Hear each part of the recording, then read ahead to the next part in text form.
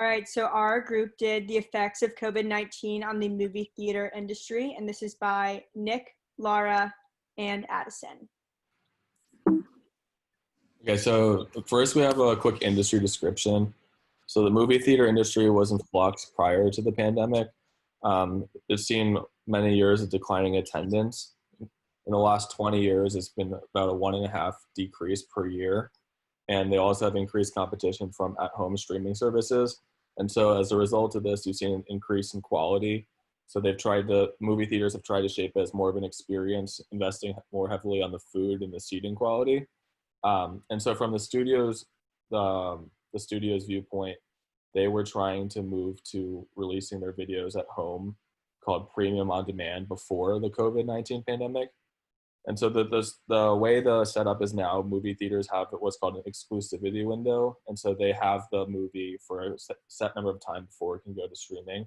So studios have been trying to reduce this window and get it in homes quicker. And the main reason they've been trying to do this is because when it goes to the movie theater, they only get 50% of the ticket revenues, but when it is sold digitally, they get 80% of the ticket revenues. And so recently there's been a big dispute between Universal Studios and AMC Theaters, which are two of the biggest players.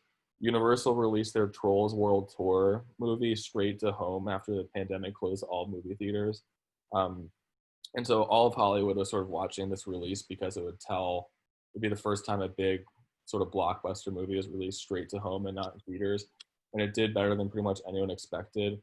With the first 3 weeks was better than the first 3 weeks revenue at home did better than the original it did in 5 months in theaters.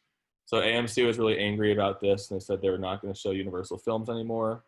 And then finally, this is sort of for most movies, but big blockbuster films like Fast and Furious will always have a place in theaters. So now we'll get into sort of the graphs. So this is sort of our simple supply and demand graph pre-coronavirus. And then this is what we think the graph looks like with the stay-at-home orders in force. So you see before the quantity and price is sort of the normal quantity and price. And right now the quantity is 0 because the governments have shut down all movie theaters. So demand has shifted left because there's less people that would be willing to go to movie theater over concerns of being sick, but there are still people that be willing to go if they're open. But supply is perfectly inelastic on the y-axis because due to governmental regulations, they're unable to open. So this is the graph once stay-at-home orders are lifted. The supply curve will shift back right, but it won't shift all the way back to equilibrium because movie theaters will still have to limit the number of people they let inside the theaters until a vaccine is produced. And then also demand will remain at the same level because demand will still be decreased with the virus going on. And here is what we expect the supply and demand graph to look like post-COVID-19. We expect supply to shift right and demand to also shift right. So we expect this as theaters will be able to provide more seats within their theaters, causing supply of the movie theater industry and movie theater tickets to shift back right. And then in terms of demand, post-COVID-19, we expect this to increase as people will not necessarily be as scared or feel at risk going to movies, and this will cause it to shift right. So we were originally talking about perfectly inelastic supply, as you can see in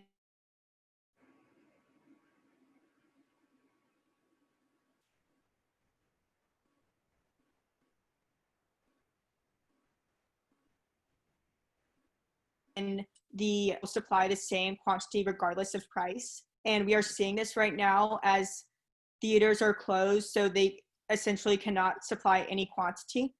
According to Sarah Moon in her paper on the effects of COVID-19 on the entertainment industry, theaters in the US have been forced to shut down completely, and box offices that remain open in Egypt are seeing a significant decline in revenue. Regardless of the price consumers are willing to pay, theaters must stay shut down. Again, reinforcing this perfectly inelastic supply curve. People cannot go regardless of how much they would be willing to pay. And this short-term effect, we believe it will be short term until the stay-at-home orders are enforced or are lifted. And here, as I talked about earlier, you can see the perfectly inelastic supply curve, which is on the y-axis, and quantity is at 0. And again, quantity supplied will stay the same regardless of the price due to these stay-at-home restrictions being enforced. Another concept we believe will contribute to the price and quantity shifts in the future is the cost of productions. So once stay-at-home orders are lifted, we believe that theaters will increase their supply, but not shift back to the original equilibrium. Essentially, theaters will have to limit the number of people inside, and they will have increased costs due to buying masks for employees and carefully cleaning the theaters after every showing. Overall, average variable costs will increase, which will contribute to an increase in the average total costs. And in terms of the length of these effects, we think it'll be short term until a vaccine is produced. However, if there's no vaccine, then this could be a long-term increase in cost of production. However, as I said, if this is long-term, it will be long-term, and as a result of the increase in cleaning costs following a pandemic, if no vaccine is produced. The income elasticity of demand curve will also contribute to the market for movie theater tickets. So the income elasticity of demand is the responsiveness of the quantity demanded for a good to a change in consumer income. Movie theater tickets are an example of a normal good, specifically a luxury good.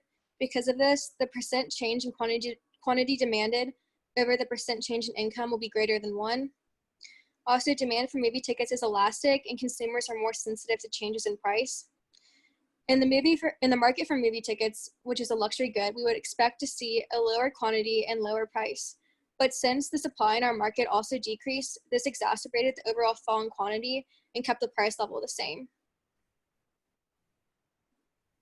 And then this is the graph for income elasticity of demand. As you can see, as the population's income decreases, this will constitute a movement down the income elasticity of demand curve and will result in an overall decrease in quantity demanded. And also this curve is upward sloping because it's a luxury good. And then this is the graph for the market for movie theater tickets. And as you can see, the income elasticity of demand curve, that movement downwards will result in a movement, a shift to left of the demand curve in the market. And this will result in a decreased quantity and the same price because of the decrease in supply. And then this will have short-term effects in the market because the decrease in quantity demanded will only be temporary until income rises and returns to pre-COVID levels. Once income rises, there will be a movement along the income elasticity of demand curve back to the original income and quantity demanded. There's also uncertainty in the long run with the supply curve because movie theaters will have to decrease their supply as long as the pandemic lasts and before a vaccine is created. So now getting into cross-price elasticity.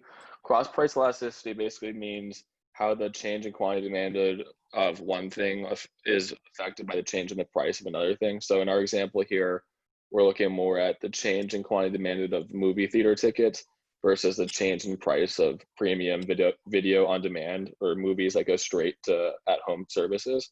And so in this case, it depends whether they're complements or substitutes. And movie theater tickets and premium video on demand would be substitutes. So like either you go see Trolls in theaters or you see it at home. And so the long-term implications of this have sort of already happened in that a while back, the movie theater industry was thinking about partnering with studios on releasing premium video on demand and saying that they'll price it closer to $50 and $20 and they would get a share of the profits. And then they sort of overplayed their hand. That deal went out the window and the studios decided to release it themselves, pricing at a lower price point. And so this could continue to happen, which would lead to lower demand for movie theater tickets.